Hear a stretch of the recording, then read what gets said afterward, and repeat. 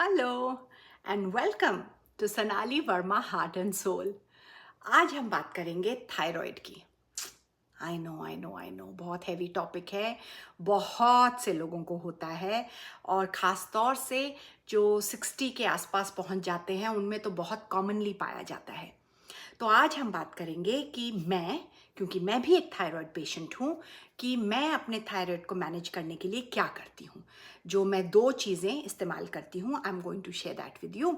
तो आज बात हो जाए थायराइड पे। तो पहले समझ लें कि 2 किस्म के थायराइड होते हैं। एक तो होता है हाइपर थायराइड, जिसमें थायराइड ग्लैंड बहुत ज़्यादा काम करती है और आप बहुत पतले हो जाते हो और हाइपर शरीर रहता है और आप वज़न चढ़ा ही नहीं सकते। दूसरा जो ज़्यादा कॉमन है, जो मुझे भी है, वो है हाइपोथायरॉयड। हाइपो में क्या होता है कि जो थायराइड ग्लैंड आपकी होती है, एक छोटी सी बटरफ्लाई शेप की गले में यहाँ, वो ग्लैंड अपना काम करना बंद कर देती है। तो जब एक ग्लैंड अपना काम करना बंद कर देती है तो आपके शरीर में जो चेंजेस आते हैं, जैसे मोटापा, खास तौर से पेट का मोटापा, शरीर में हैवीनेस होना, इतनी जान नहीं होती कई दिन कि आदमी चुस्ती में चल फिर सके, वजन कम करने में बहुत दिक्कत, बाल झड़ना और मूड मूड खराब होना, लोगों की नींद में भी तकलीफ होती है और ज़्यादातर लोगों को ये 60 साल की उम्र के बाद होता है। क्यों? वो इसलिए क्योंकि थायराइड ग्लैंड हार्मोन से कनेक्टेड है। तो जैसे जैसे आपकी बॉडी अपने हार्मोनल चेंजेस में जाती है, आप लेडीज़ को तो मेनोपॉज होता है, आदमियों को भी एक किस्म का मेनोपॉज होता है जब उनके बॉडी के नॉर्मल हार्मोन्स ऊपर नीचे होने लगते हैं। तो जब आपको मेनोपॉज होता है तो उसके बाद जैसे जैसे आपके बॉडी के वेरियस हार्मोन्स अफेक्ट होने लगते हैं तो उसका असर आपके थायराइड पे भी आता है। तो ये जो ग्लैंड है अपना काम करना बंद कर देती है और फिर होती हैं जी थायराइड की सारी समस्याएं शुरू। लेकिन मुझे थायराइड जल्दी उम्र में क्यों हुआ?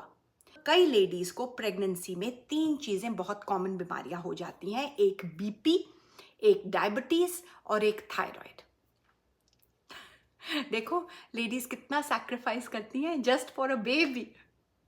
तो एनीवे जो मेरे बॉडी में हुआ वो हो गया मेरी प्रेगनेंसी के साथ थायराइड। तो ये आ गया समय से पहले और अब मैं इसे मैनेज करने की कोशिश कर रही हूँ।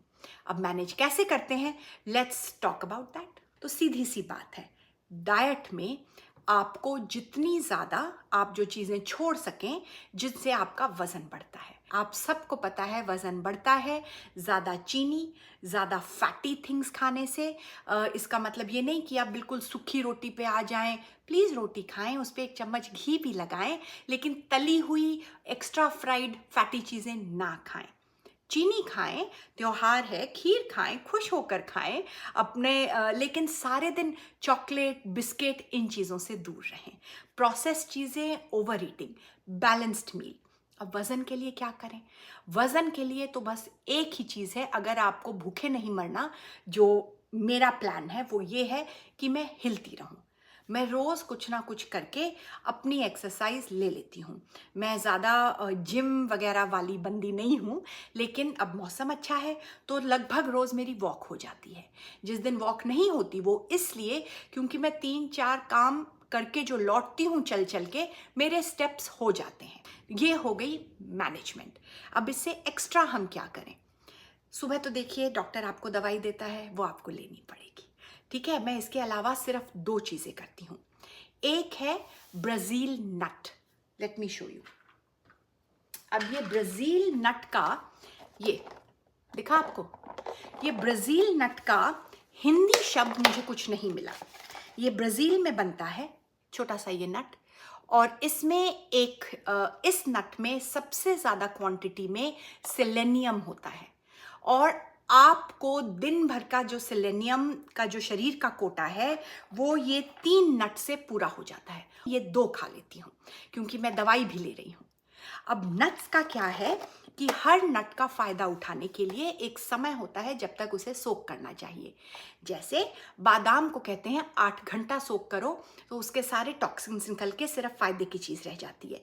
ब्राज़ील नट को 6 घंटे सोक करना बहुत होता है। तो मैं कभी सुबह सोक कर देती हूँ और जब शाम की चाय कॉफ़ी ले रही होती हूँ उसके साथ अपने 2 नट्स खा लेती हूँ, या रात को सोक कर देती हूँ। सुबह सुबह उठ के जब थायराइड की दवाई के 20 मिनट बाद अपना पहला कप कॉफ़ी लेती हूँ, उसके साथ खा लेती हूँ। वो आप पे निर्भर है, इसका कोई समय नहीं।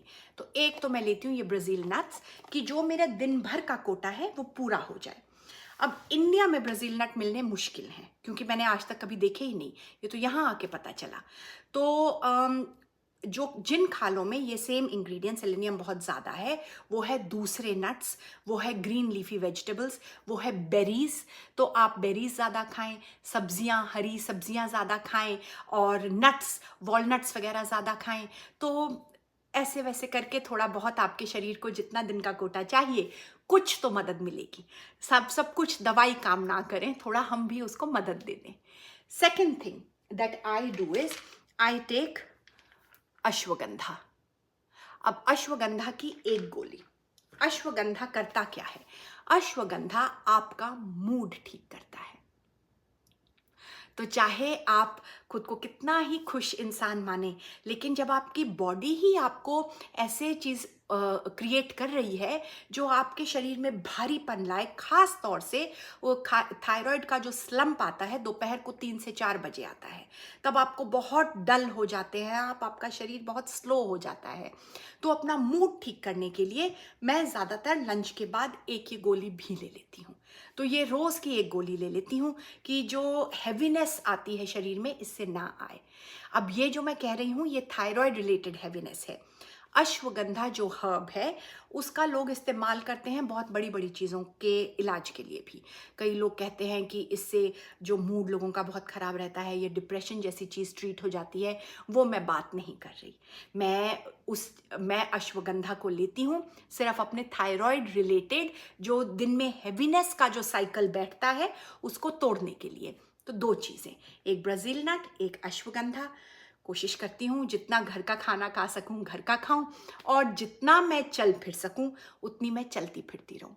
तो ये है मेरी थायराइड की मैनेजमेंट का प्लान जो मैंने आपके साथ आज शेयर किया है। अगर आपको थायराइड रिलेटेड कोई और बात करनी है या कुछ पूछना है तो प्लीज़ कमेंट्स में लिख देना and I will make another vlog on that. ठीक है? Thank you very much. आपने मेरे थायराइड के बारे में मेरी बात सुनी and thank you for watching Sonali Verma heart and soul.